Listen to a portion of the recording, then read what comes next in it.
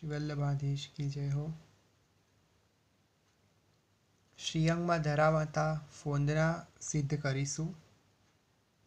એના માટે શ્યામ રેશમ લેવાનું છે અને આ રીતે એનું ધીરે ધીરે વળ કાઢી લેવાના છે. હવે આને એન્ડ ટુ એન્ડ, છેડાથી છેડો એક સરખો કરી લેવાનો. ફોંદનામાં શ્યામ રંગ જ આવશે એટલે શ્યામ રેશમ ચાલશે. હવે આ લાસ્ટ વારો છે. લાસ્ટ વારો કરતા પહેલા વચ્ચે શ્યામ પડછિયા, જે દોરો આપણે શિંગારમાં વાપરીએ છીએ એન્ડમાં, એ આ રીતે લઈ લેવાનું છે વચ્ચે. હવે આપણે બ્લેક દોરાથી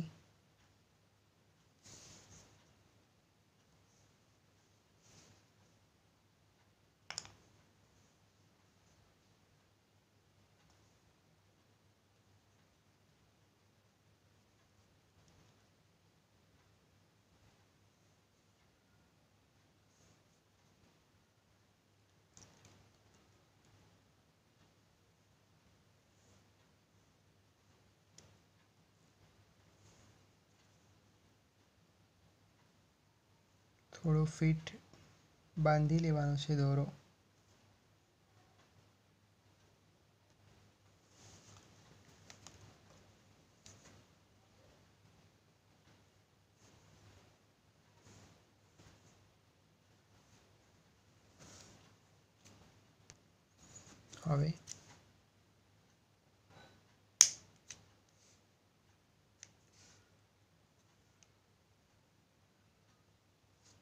હવે આ જે બે છેડા છે અને અહીંયાથી જો પેલો દોરો ઉકલતો હોય તો સહેજ લગાવી દેવાનું.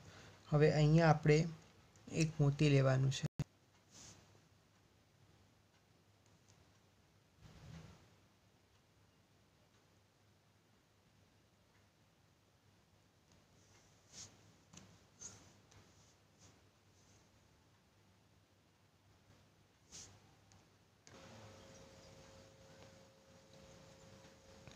આ બે દોરા ભેગા કરીને એક મોતી લઈ લીધું. બરાબર. હવે આપણે અહીંયા મોતી ભરવાના છે. હું તાર લઉં છું, દોરો પણ લઈ શકાય. એમાં આપણે 3 મોતી લેવાના છે.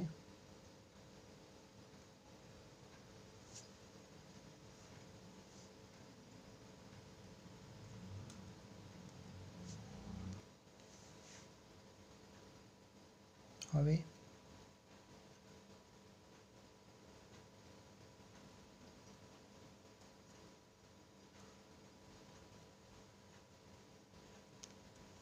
આ રીતે ફરીથી અહીં એક મોતી,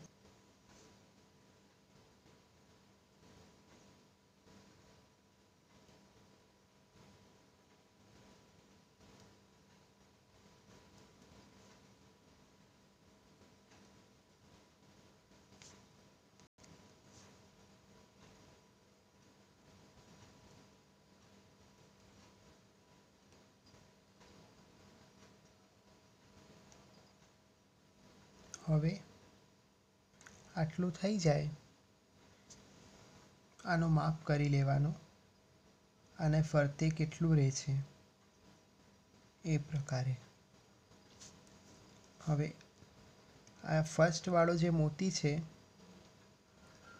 એમાં જ દોરાથી કરતા હોય તો દોરો, તારથી કરતા હોય તો તાર, આ રીતે સામ સામે પાસ કરી લેવાનું છે.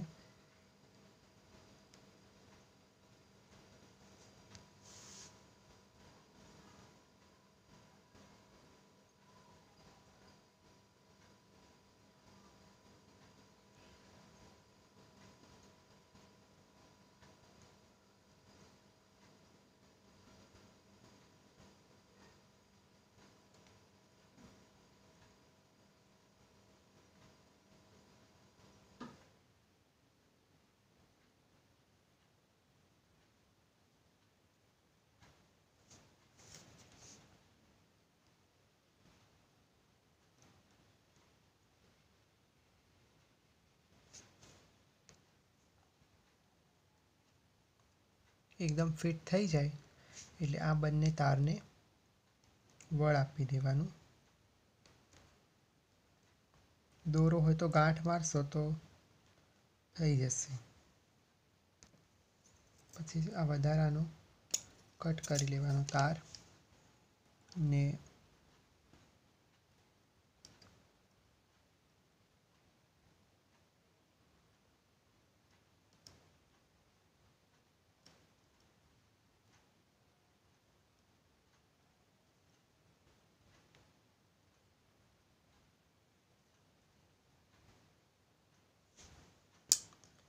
આ રીતે આ ફોનનું તૈયાર થઈ જશે.